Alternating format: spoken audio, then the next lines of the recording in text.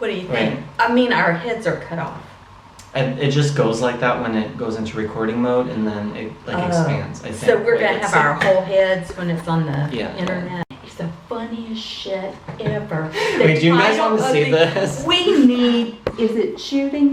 We're This recording. is This is our setup. beautiful. Look, no, they have to see the whole Nixon experience. Who loves Nixon? Is Jeff a Republican? No. My God. This is what we're balancing our camera on, guys. Now we have 4 books. We have A Time to Heal by Gerald R. Ford. We have The Real War, I was gonna say The Real World by Richard Nixon. And there's another Nixon book. And here we are, the two of us, trying to film a YouTube web series right now. This is what we have, Nixon Alive by Jonathan Atkins. I thought it was Clay Aiken. It's like, Oh, shit. and I'm like, Clay Aiken wrote a book about Nixon. Clay Aiken, A Time when to those Heal. royalty checks will come in, you might have to write a book about Nixon. Sorry, Clay. My dad voted for Nixon twice. My mom will never let him live it down. He's been going his I wasn't toast. born. I wasn't either. I just heard secondhand that the interwebs.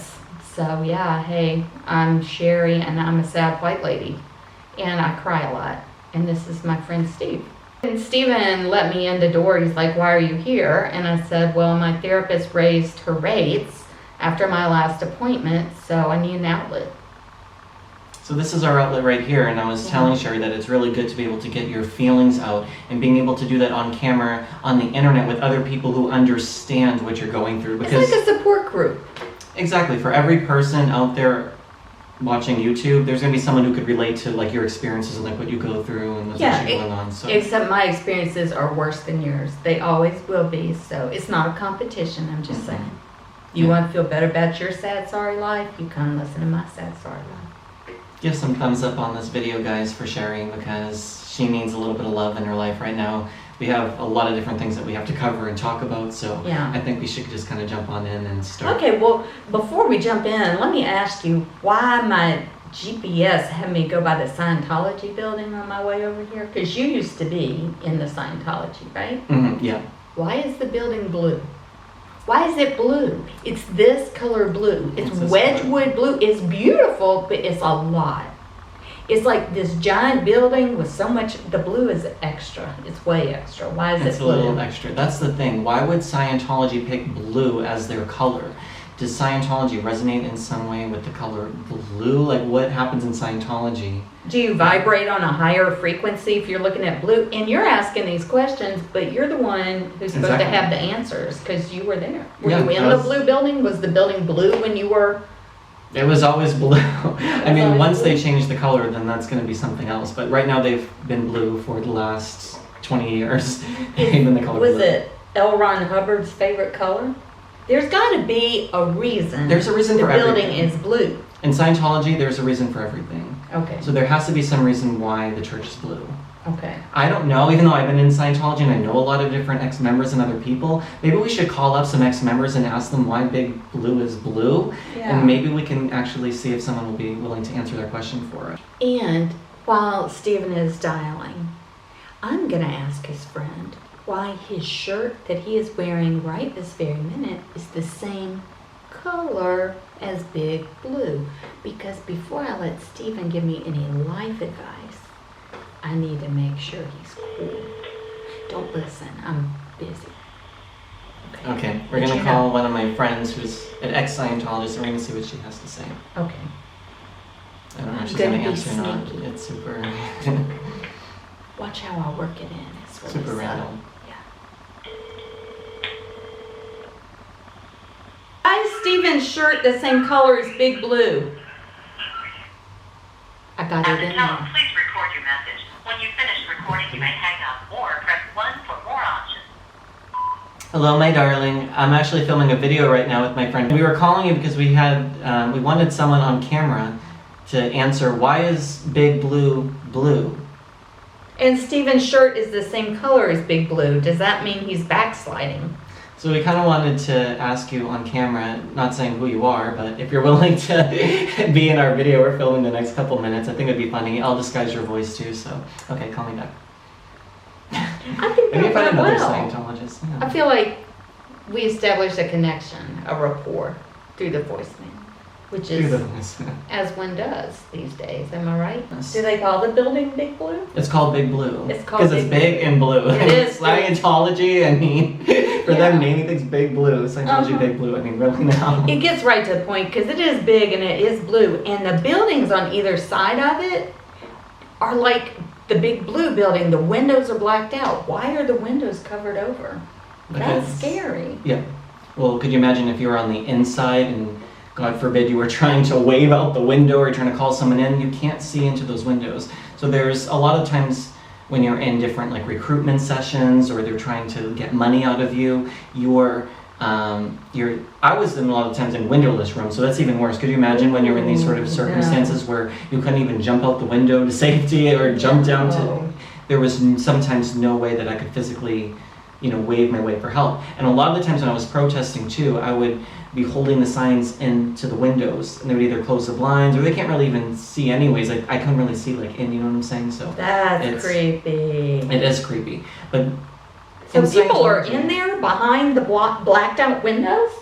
Oh yeah, especially when we were protesting, there'd be cameras up on their posts. So when you hold, protesting sign, you see the camera zoom in on you, the camera moves, or you're just walking by and you see their little cameras move around. Everything's bugged. They have cameras everywhere. So even just driving over there, if I was just to drive by right now, they would walkie-talkie and they would instantly know that I'm there. They would walkie-talkie, say, Steve Mango's driving by. I've seen them pull out the walkie-talkies as I'm driving by. And I think I'm on their radar because traffic was a mofo today. It was raining in Los Angeles. These people give up on trying to drive proper and they just die behind the wheel. So I'm sitting in traffic and I'm looking at the Scientology building it's blue. So they probably have my face. did you hear the scary sound your stomach made at the same time you said Scientology? Your stomach hurt. Your stomach growled during Scientology. Isn't that Really? creepy? That You is sure you didn't drink any creepy. Kool-Aid or they didn't No. do anything to you as you I drove don't by? know. Maybe the spirit of Xenu. Or Ron Hubbard is starting to take over your soul. Yeah, I rebuke that. I rebuke that. But that's some Leah Remini stuff. You know what happens though that you jog my memory? When you're in Scientology, basically everything that you do is according to the word of L. Ron Hubbard. So if you're questioning anything or you're trying to figure out okay, I want to have a baby. What does L. Ron Hubbard say about that? So then you go into the Scientology references to find out about that. So the more you're in Scientology, the more your mind and everything is just like L. Ron Hubbard. You become like L. Ron Hubbard because you look at L. Ron Hubbard for the answers of everything. So you're basically the spitting image of L. Ron Hubbard as you're involved more. So he basically does take over your soul one way or the other. Not in the way he's taking over you now. Right. No, he didn't take over. No, but when you're in there, you're basically like a L. Ron Hubbard bot. Yeah. All And your this- thoughts, everything's about L. Ron Hubbard. Do the people know he's dead? They think he's on Target 2. Now, Target 2 is a different planet that L. Ron Hubbard's on right now, so they say he dropped his body, so his physical body is dead, and he went on to do upper-level Scientology research in the Somewhere. 90s on Target 2 on another planet. So his spirit's there. He's dead, so even though he may have died on psych drugs, he might have had a stroke, and any sort of thing you would say oh, he's against psychiatry, but he died on psych drugs and he had a stroke. No.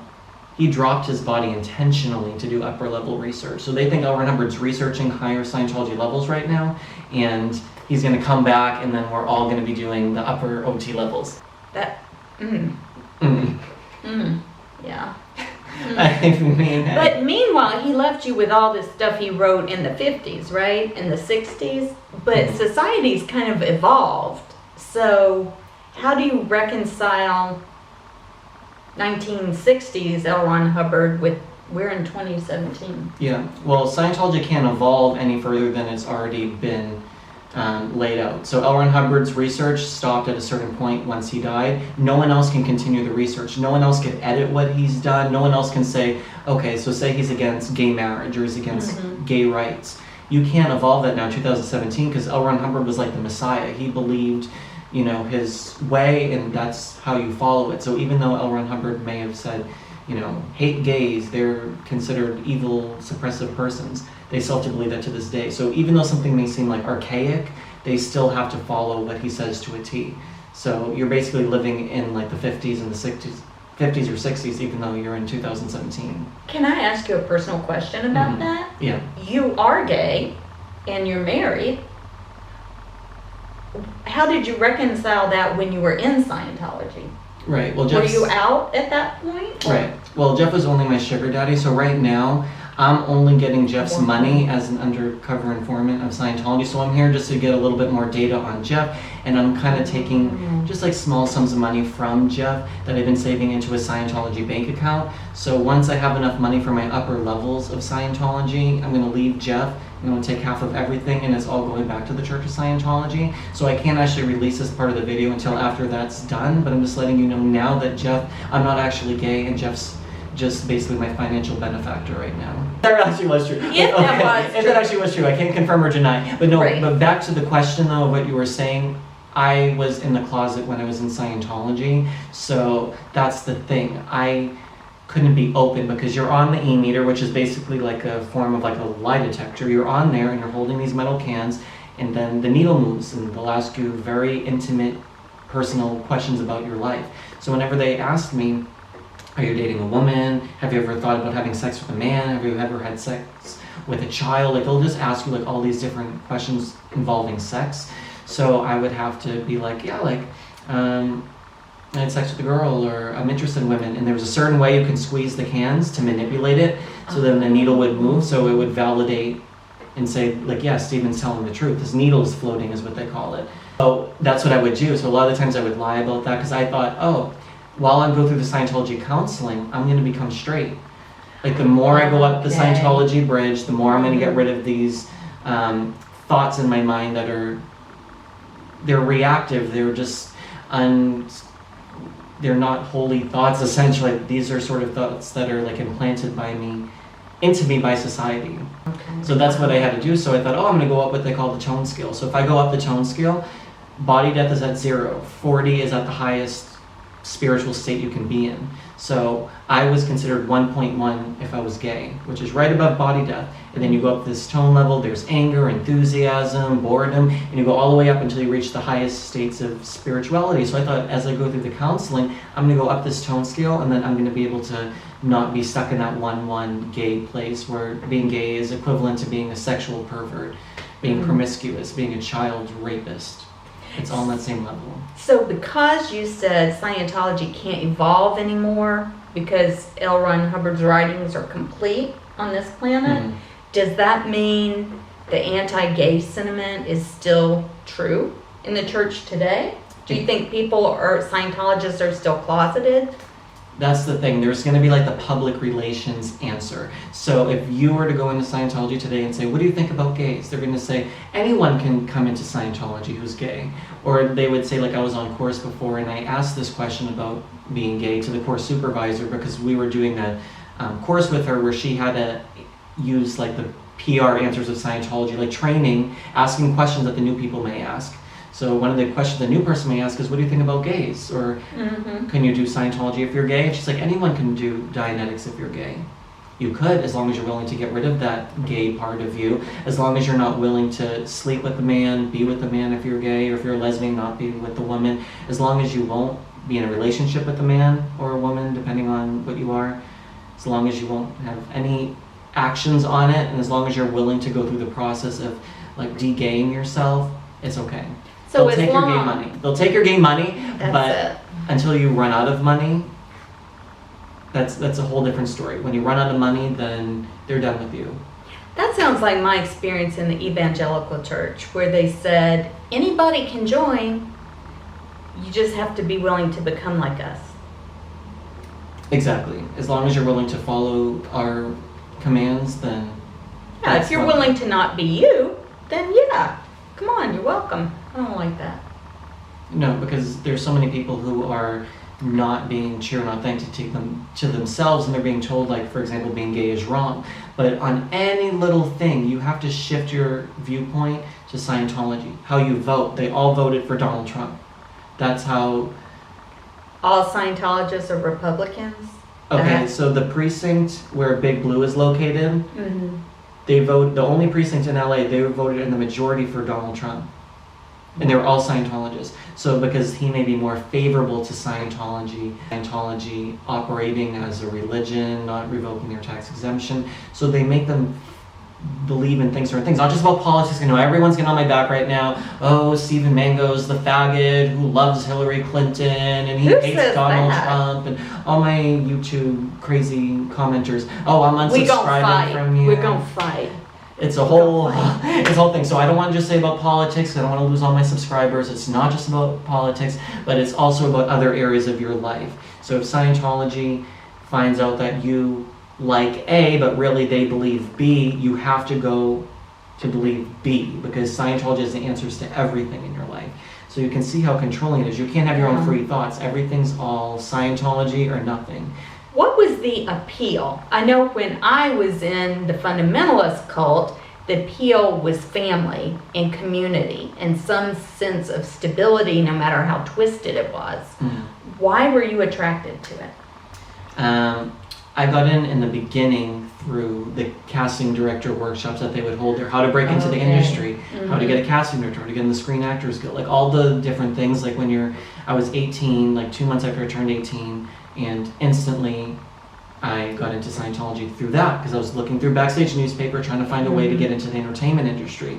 Now, picture this, you're 18 years old, your family and friends are all the way on the other side of the country, you have no one at this point, no one understands you or who you are. Like, I didn't think so, because all my family's like, okay, you go off and be that actor, like, you're like the different weirdo, you're the vegetarian crazy kid, you know what I'm saying? Like, I always felt like alienated and ostracized from my family, so I'm like, I'm gonna make it, I'm gonna be successful in the industry. And then I got in and they said, like, if you get rid of this part of your mind that's evil, then we can, help you with your acting career, because you're no longer gonna have this reactive mind that's holding you back. You're gonna be this clear person, right? So you're gonna be able to be successful because you're gonna be your true self. But it started off in the beginning like, okay, I'm going to get a little bit of acting help, and they're promising you can be the Tom Cruise, the Kirstie Alley, Leah Remini, who I don't want to be like Kirstie Alley because I don't want to be 800 pounds on Jenny Craig. But that's a whole different thing. I'm on Slim Fast right now. Get out of here. I'm on Slim Fast. I have to lose a couple pounds. So Slim Fast, if you're watching this, I welcome any sort of endorsement deal. If you want to send me some Slim Fast shakes. He has zero body fat. This is why if I was straight, I would marry you, because you made me feel so good about myself. He is physically perfect. So, no, you don't need the Slim Fast. But okay, so if we're talking about Kirstie Alley, just for a moment, because Kirstie Alley, you blocked me on Twitter. And I don't know why you blocked me, because I don't know what you're afraid of me saying or me interpolating you. Like, I don't know why Kirstie Alley is afraid of me. But okay, if Scientology really worked, why is Kirstie Alley a compulsive overeater? Let's think about that. If Scientology can promise you, saying that you will, you can control anything in your life, your control over matter, energy, space, and time. So your body, how come if she is at a top Scientology level on the OT levels, how come she's not able to control her eating? She should have none of these things in her life that would compel her to overeat, because you're not going to have that anxiety, you're not going to have the stress, the worries, the fears, the pains. You should be able just to eat normally, right? So why does she have a problem with compulsively overeating if she's this high-level Scientologist who can control, they think you can see through walls, you can do all these different things, operate without your body? How come her physical body's so fat then? How come she can't succeed on Jenny Craig if she's so high up Scientology, Okay, so she's a celebrity. Let's say I went into Scientology and I was 800 pounds. Would they shame me? They would use it and say, hey, you know how you're 800 pounds right now? We have the answers to help you from why you're overeating. We can get to the root of that problem. Like, don't you not want to be 800 pounds anymore? We could help you be just a normal, healthy weight. We can help you by going through counseling and really uncovering what's going on in your life that's holding you back and that's making you be so overweight. And you'll be able to have control over yourself, over your body, and kickstart, a healthy life. And what if I just can't get there? There's always the next Scientology level. There's always the next course. Oh, you're not applying something correctly. Yeah. And that's how they're kind of like rope you around. They find out what's ruining your life. If your weight is ruining your life, and they say, hey, we can help you with that. We can help set you up with the right people. We can help you go on certain courses to kind of understand what in your life is making you do this. But it will cost you, right? It's going to cost you thousands of dollars. I couldn't be a Scientologist because I'm a poor, right? Mhm. They don't take poor people? Because poor people can't pay for stuff, you know? In the beginning, they'll say, oh, it's just a $50 course. So they'll find a way for you to scrape together the $50, the $100, the $200, the $1,000. Eventually, because they're going to say, hey, you're going to make more money once you do these courses. If you flow out $100, you're going to receive $100. Then on the higher levels, once you give us $10,000, you'll attract $10,000. You'll book that commercial you want. You'll attract it because it's like an ebb and flow. So the same sort of thing. So if you're poor, there's a reason you're poor. You're not unleashing your true potential. So if you just take this $50, $100 course, we're going to teach you the tools so you can become that super rich person. So that's what they're going to use against you. You're So ruined. being poor is my fault. Exactly. Everything's considered your fault in Scientology. Your life is screwed up because it's your fault. You're not applying Scientology. You're not on course. So what happens when you're 100% broke in debt? You can't pay anything. Well, you can join the Sea organization. We'll give you all the courses. We'll give you a place to live, room and board, $50 a week as like a little stipend, but you're considered a religious worker and you're going to be able to promote Scientology and help so many people, be a counselor, and it's all going to be free. All your courses, you're going to have a home to live in, like at least a place to live. So if you're in a vulnerable place, you're like, wow, that's great. And oh, if you're this actor, you can be in our Scientology training films. And you could be on, you know, stage at our big New Year's gala or big New Year's event, and you can perform and play the cello or whatever your thing is. Which sounds good. So what's the drawback? Why would I not want to be in Sea Org? Well, if you're a really die-hard, dedicated Scientologist, it sounds like a great thing because you believe in your religion so much that you can be a part of the Sea Org, but it's really not what they say it is in the Sea organization. So you're going to go into the Sea Org, you may be in a room with like 16 other people, like crammed into a room, cockroach infested, you know, just very poor living conditions. And then you're working from sun up to sundown. You could be up at 6 a.m. and go to bed at midnight. Or whenever you do like your statistics, you have to sell a certain amount, you have quotas to meet, so you may not even sleep that night, and you're working 7 days a week, you may get a day off a week, a day off a week, a day off a year, or 2 days off a year. You're not really going to get the time off that you would be entitled to by normal labor laws, but you're a religious worker. And So you're exempt from normal labor laws. exactly, so they Which can means work unprotected.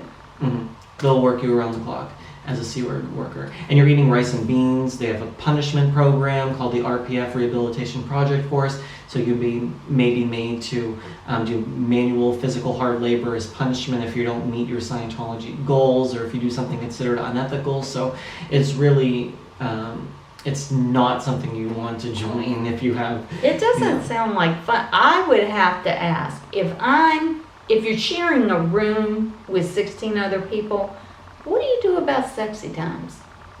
There is none. What? You don't have any. I mean, you may have a husband or a wife or something, but they may be posted separately, like one may be at Big Blue, one may be at Celebrity Center, you may not even ever see. Water break. Water break. 2 seconds. I promise it's water. I'm not the kind of person who would put something else in a water bottle and say it was water. Now you're trying to say that's something I would do? No, I was thinking about somebody like, I don't know, Hunter Hayes. I'm sorry, that was from a mean tweet. Wait 1 second. I can't move past the sex thing. I need to know if you're a Scientologist and you're in the Sea Org and you're married, when do you have sexy times? That's the only reason I would get married. Okay, now you're not even allowed to masturbate when you're like. I knew that you would have that reaction.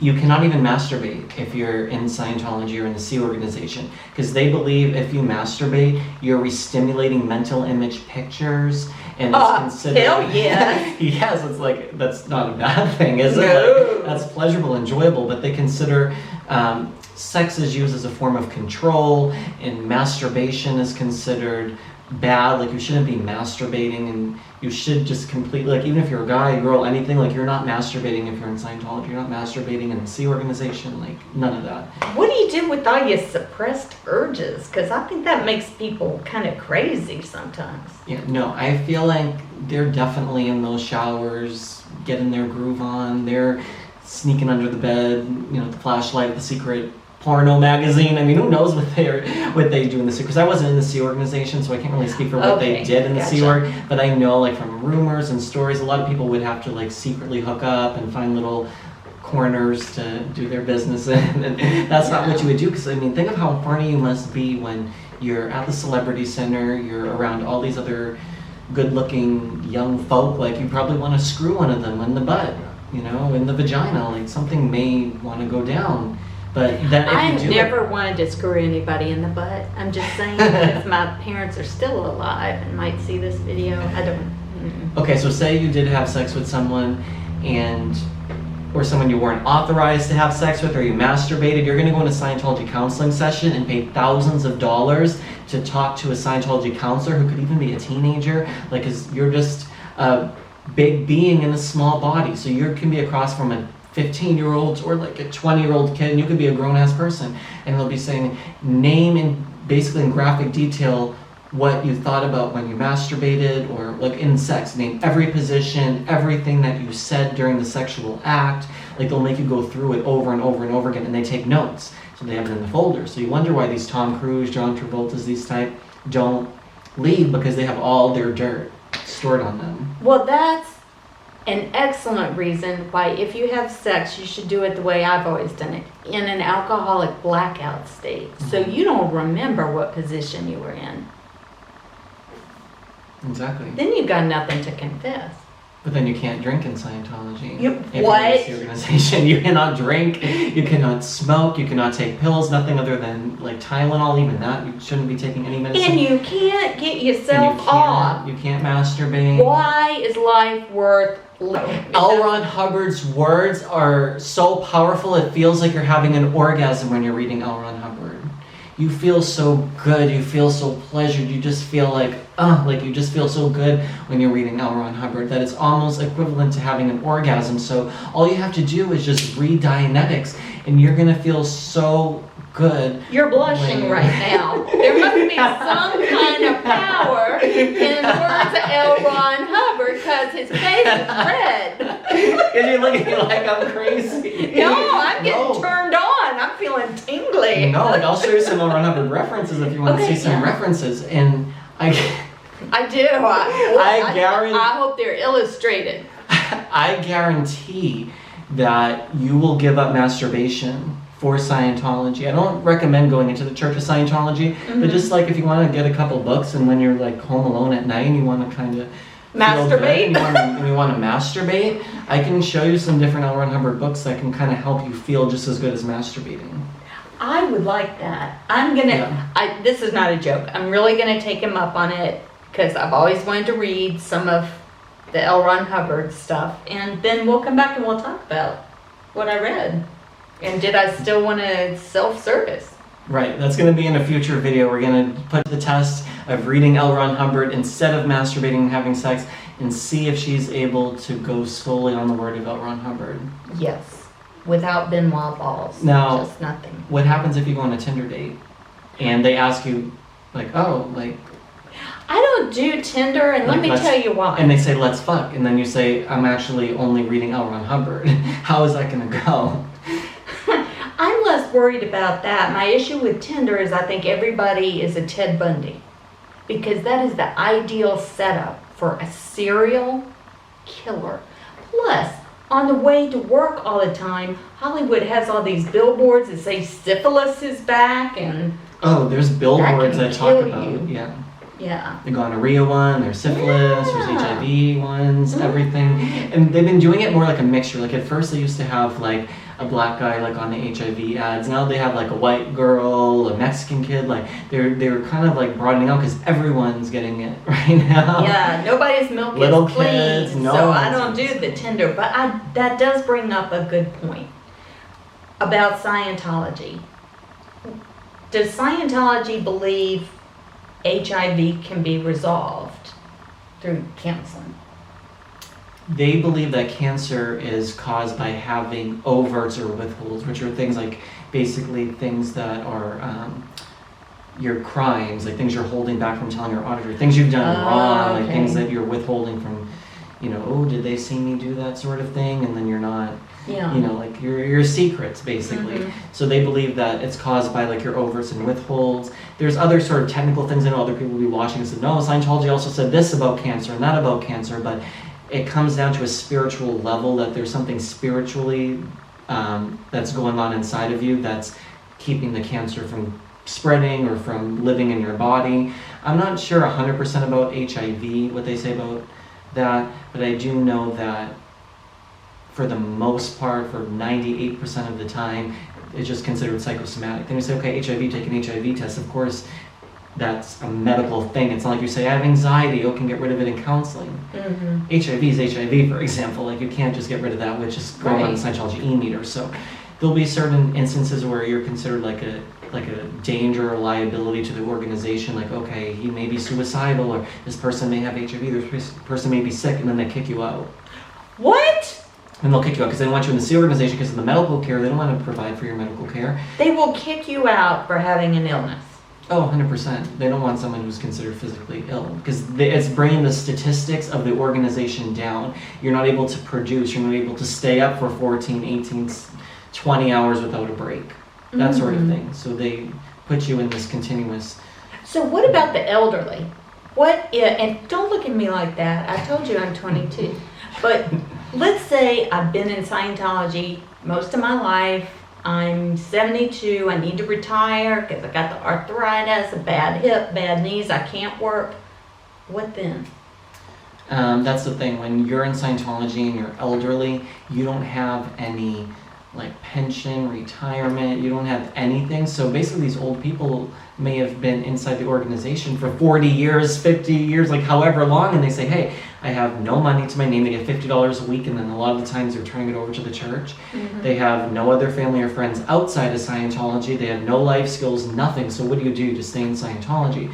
So a lot of the times if someone gets really, really sick, I know that they may just be like, okay, here's $500, like, there you go. Like, they would put an old person out on the street with $500. The government will take care of you, that sort of thing. Like, there will be public health care available to you. So we're paying for the Scientologists, essentially.